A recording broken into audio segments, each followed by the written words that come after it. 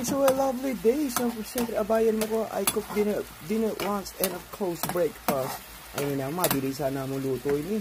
Mag-corn beef na ako, corn beef pergo, at saka dingin natin patatas, and of course, I'll put the bell pepper and carrots. So, this is our lunch for dinner for today. And, join us. Because we are Asian, we love rice. So, abayan mo kaya ninyo, Johnny, Kapampangan version, manganta na naman, Filipino version.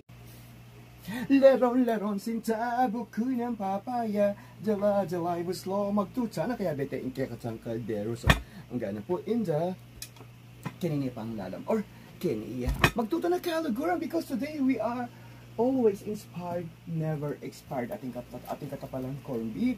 This in this one, the corned beef is from the Philippines. So magtuta na ating katang kabaragbagan na. Si Diyos ko pwede katang sa likod, kumusana ka. Mamaligwa ka ta kasi pinasabado ngayon eh. And of course later on we're gonna go on walk. But the most important is we need food. So we strong, healthy, at saka masutang kata.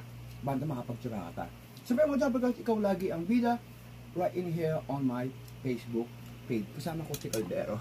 Diba? Parang, tingko pong sing-sing, metong yang tempokan, ama na kay iti, kay inyong ibatam Caldero. Yes, and I thank you. Siyempre, we always inspired, never expired. Salamat kay Kongan, asa po kay Bola, king walan ni Tete.